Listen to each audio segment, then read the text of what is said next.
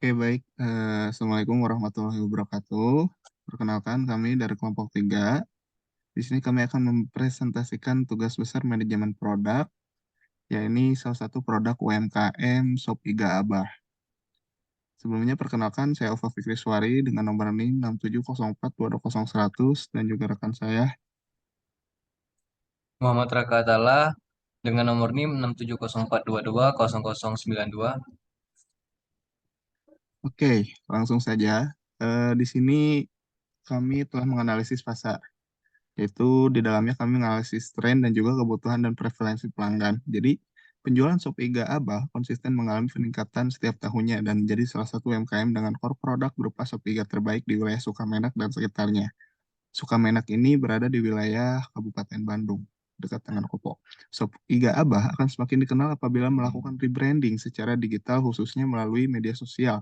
Selama ini Shop Iga Abah sudah cukup dikenal melalui aplikasi pemesanan merasakan online seperti GoFood dan Shopee Food.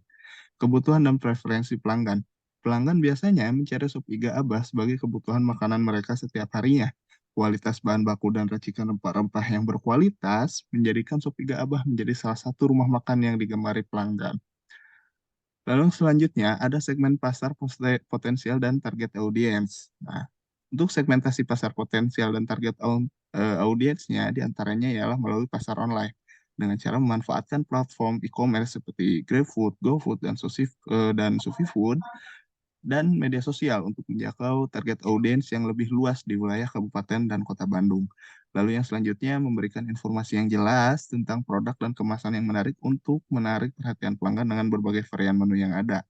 Lalu yang kedua ialah pecinta makanan. Target audiensnya ialah merupakan orang dengan pencinta makanan-makanan yang pedas, makanan yang enak, makanan berkuah, dan memfokuskan upaya pemasaran pada target ini, bisnis dapat memaksimalkan potensi pertumbuhan dan loyalitas pelanggan.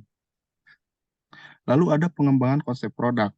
Berikut adalah beberapa ide produk inovatif yang dapat diterapkan pada Sopiga Abah. Ialah diantaranya Sopiga Abah dengan menu variatif seperti Sopiga bakar, ayam bakar, ayam goreng, bakso iga sapi, nila bakar, gurame bakar, dan sebagainya. Pelayanan pelanggan yang profesional, juga staf kami dilatih untuk memberikan pelayanan pelanggan yang ramah, efisien, dan profesional. Juga Sopiga Abah berkomitmen untuk memberikan pengalaman makan yang menyenangkan dan memenuhi kebutuhan pelanggan dengan baik. Salah satu konsep produk yang menjanjikan dan memiliki potensi pasar yang kuat untuk Sopiga Abah ialah dengan menawarkan layanan berupa free refill dan berbagai produk seperti nasi ambil sendiri, air isi sendiri, teh isi sendiri, itu secara gratis untuk menarik eh, kepuasan pelanggan gitu.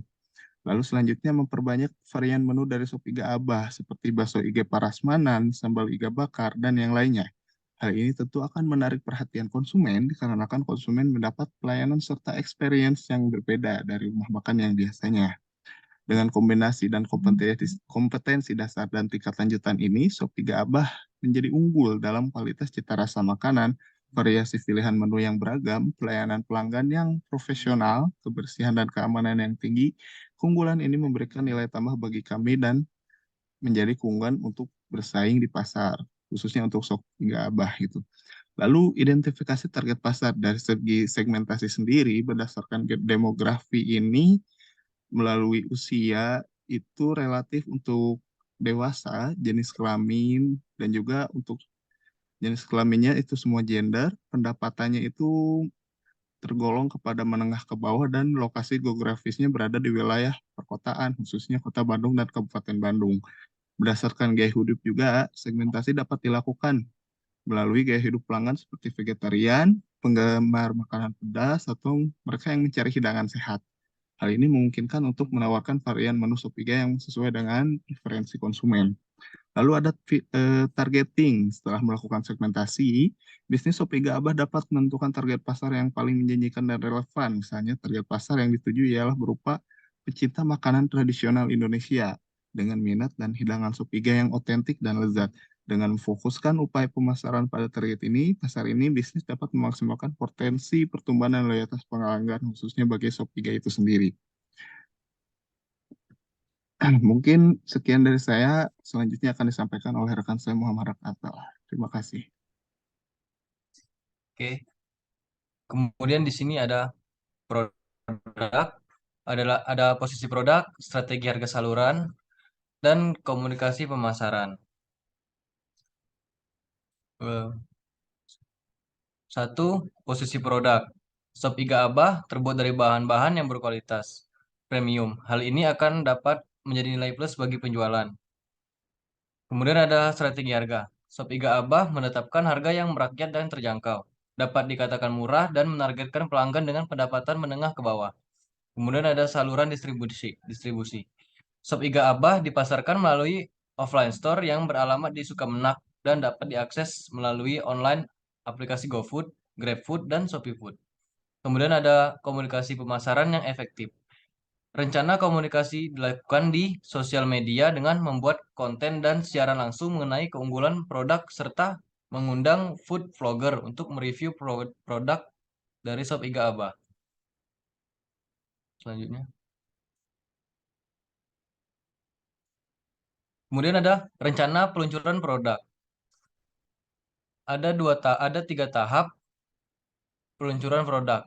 Yang satu, tahap persiapan, menetapkan target pasar dan segmentasi pasar yang tepat. Kemudian ada memastikan produk sudah siap diluncurkan, termasuk plottes produk, desain desain kemasan dan logo brand, dan menyiapkan materi pemasaran seperti brosur, video promosi, foto-foto produk yang menarik, serta iklan di media sosial. Kedua, tahap promosi, mempersiapkan rencana iklan online seperti Google Ads atau Facebook Ads untuk mempromosikan produk ke calon konsumen. Menghubungi influencer atau public figure agar mereka dapat membantu mempromosikan produk melalui posting di akun media sosial mereka. Kemudian ada tahap peluncuran.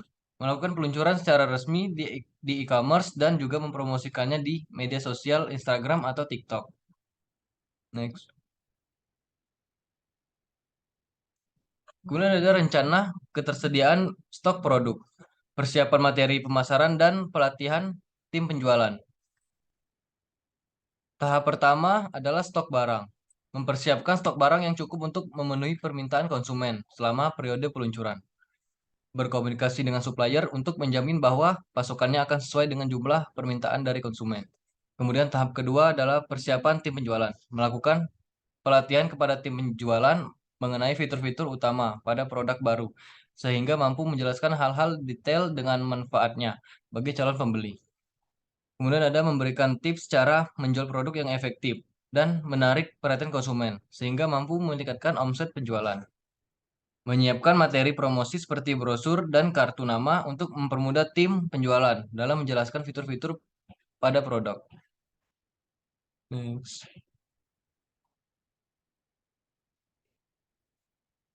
Evaluasi dan pengukuran kesuksesan. Satu, tes pasar. Tes pasar melakukan tes pasar untuk mengetahui seberapa besar minat konsumen terhadap produk baru ini. Menyebarkan kuesioner kepada konsumen yang telah mencoba produk untuk mengukur kepuasan pelanggan dan memperoleh umpan balik. Kemudian ada analisis penjualan dan persaingan pasar. Menganalisis data penjualan dan pangsa pasar setiap bulannya atau dalam jangka waktu tertentu agar dapat melihat apakah ada perubahan dalam tren penjualan serta pertumbuhan pangsa pasar. Kemudian ada evaluasi kepuasan pelanggan. Mengumpulkan feedback dari pelanggan secara berkala, baik itu melalui survei atau wawancara langsung dengan para pelanggan agar bisa mendapatkan masukan positif maupun negatif tentang produk tersebut. Oke. Kemudian ada peluang perbaikan dan pengembangan. Satu, analisa data. Menganalisa hasil evaluasi dan didapatkan dari pengukuran kinerja produk guna mengidentifikasi pola-pola yang mungkin menjadi penyebab rendahnya tingkat kepuasan pelanggan ataupun tingkat penjualan yang kurang memuaskan. Dua, review fitur produk. Melakukan review fitur pada produk guna menemukan alasan kenapa beberapa fitur kurang diminati oleh konsumen sehingga bisa dilakukan perbaikan pada masa depan. Tiga, pengembangan produk baru. Melakukan pengembangan lanjutan berdasarkan hasil analisis guna meningkatkan performasi produk di kemudian hari. Oke. Mungkin sekian dari kami. Mohon maaf bila ada kesalahan. Kami ucapkan terima kasih. Assalamualaikum warahmatullahi wabarakatuh.